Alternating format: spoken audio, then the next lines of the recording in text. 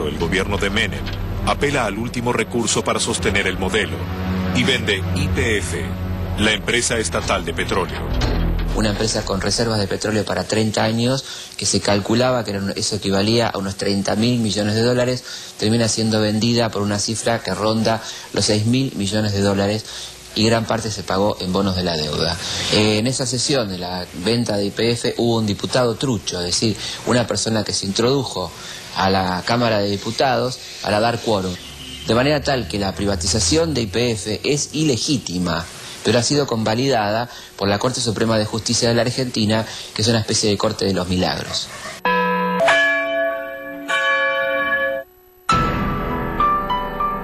En 1999 se celebraron elecciones presidenciales. El descontento social, las sospechas de corrupción y una economía paralizada le otorgaron el triunfo a la Alianza, una coalición de partidos opositores a Carlos Menem. Asume la presidencia Fernando de la Rúa, quien, olvidando sus promesas electorales, aplica un nuevo plan de ajuste profundizando aún más el modelo. Un ajuste que consiste en un descuento compulsivo de sueldos del 13% a estatales y jubilados, es decir, jubilados que ganaban miserias, les descuentan el 13%, llevándolos al límite del hambre, para quedar bien con el fondo y ser más papistas que el Papa. El fondo admite que no había pedido semejante ajuste en ese momento. En el año 2000 asumió la presidencia de los Estados Unidos George W. Bush. El cambio que se producía en Washington no tardó en hacerse sentir en el seno del Fondo Monetario Internacional, muy cuestionado en ese entonces por los paquetes de ayuda financiera que había enviado a los países en crisis. Y el fondo se encontró muy presionado para cambiar sus políticas económicas y además muy criticado por lo que había hecho. Entonces, el fondo trató de evitar las críticas que le venían haciendo y dijo, bueno, dejemos que la Argentina caiga y veamos que si se puede probar que el mercado financiero internacional soporta la crisis de un país. En Argentina los acontecimientos se precipitaron. Con poco más de un año en el cargo, renunció el primer ministro de Economía de la Alianza y asumió en su lugar Ricardo López Murphy, que propuso como solución un nuevo ajuste. Solo duró una semana en el cargo. Desesperado, el presidente Fernando de la Rúa hizo el último intento por salvar el plan de convertibilidad y convocó a su creador, Domingo Cavallo. Por aquellos días, el ministro contaba con el 70% de aceptación popular. Cuando llegué yo al gobierno, había una sensación de crisis y nadie quería prestar dinero a la Argentina, ni siquiera para pagar las amortizaciones de capital. Cavallo había intentado reestructurar los vencimientos de la deuda y el mercado le dio la espalda. El ministro recurrió al Fondo Monetario Internacional, que en crisis semejantes había otorgado dinero en forma de rescates financieros. Sin embargo, esta vez, el organismo internacional, en línea con la nueva administración norteamericana, no estaba dispuesto a seguir prestando recursos. Y en octubre del año 2001, a raíz de una discusión sobre estrategias políticas en el fondo le dijo a la Argentina, no le prestamos más dinero. A fines de 2001, la fuga de capitales se hizo frenética, debilitando al sistema financiero. Para combatirla, el ministro Cavallo tomó una medida desesperada. Decidió retener los ahorros de los ciudadanos dentro del sistema bancario, con la intención de evitar el colapso del modelo. Esa medida fue popularmente conocida como el corralito. El corralito era simplemente reconocer un hecho de la realidad. Si todo el mundo quería sacar en billetes, pesos o dólares, los dineros que tenía el sistema bancario, obviamente el sistema bancario no se los iba a poder devolver.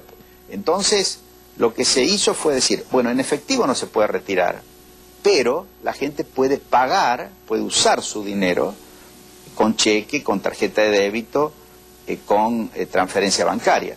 Tal es así que en los 20 días en que rigió el corralito, entre el 1 de diciembre y el 20 de diciembre, mucha gente utilizó sus ahorros para comprar un automóvil o para comprar un inmueble.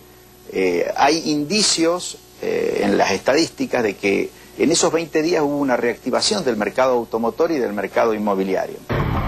Con los ahorros encerrados en el sistema bancario, la sociedad estalló. A los pocos días, como un espejo de los sucesos de 1989, comenzaron los saqueos. El presidente decretó el estado de sitio, pero la ciudadanía desafiante salió a protestar a las calles. El 20 de diciembre de 2001 hubo manifestaciones en todo el país e inesperadamente se desató la represión que terminó con la vida de 28 personas. Esa misma tarde, Fernando de la Rúa presentó su renuncia. Tras los trágicos acontecimientos del 20 de diciembre, se sucedieron 4 presidentes en menos de 10 días. Entre ellos, Adolfo Rodríguez Saá, quien declaró que la Argentina dejaba de pagar su deuda. Finalmente, el 1 de enero de 2002, asumió provisoriamente el senador peronista Eduardo Duhalde, quien anunció el fin de la convertibilidad. Tras casi 10 años de estabilidad cambiaria, se devaluó la moneda y se convirtieron los ahorros en dólares de los ciudadanos en pesos devaluados. El país que el Fondo Monetario Internacional citaba como ejemplo a imitar, comenzaba el siglo XXI con la mitad de su población en la pobreza y una deuda externa prácticamente impagable. En el caso particular de la Argentina, el fondo convalidó una a una todas las políticas de ajuste neoliberal producidas en este país desde 1989, convalidó el régimen absurdo de convertibilidad que había planteado, ¿verdad?, el ministro Cavallo en la primera gestión del presidente Carlos Saúl Menem, convalidó los ajustes posteriores a la salida de Cavallo, convalidó las políticas de apertura indiscriminada con sobrevaluación de tipo de cambio que siguió la Argentina y que produjeron una destrucción masiva de la industria nacional y una desocupación que se eleva hasta casi el 30%, tomando desocupados y subocupados. De manera que la responsabilidad del fondo es fundamental. Tal vez en la percepción que la gente tiene del fondo, en general está el fondo, una entidad medio misteriosa, que le dicta políticas a los pobres países que deben aplicarlas. Yo creo que hay una relación de ida y vuelta entre el sector financiero de los países y el fondo. Ya no necesitan tener partidos políticos para tomar el poder, simplemente basta con poner las condicionalidades necesarias en el acuerdo del fondo y tener un gobierno que lo único que desee es volver a meterse en la corriente del endeudamiento perpetuo, aunque sepamos bien todos que eso no es una salida económica. Desde el Fondo Monetario, la reflexión sobre su accionar en el caso argentino parece reflejar cierto grado de autocrítica. Yo creo que si en ese momento hubiéramos tenido éxito en nuestra intención de poner más orden en las finanzas públicas, yo creo que la Argentina hoy no estaría en la situación que está.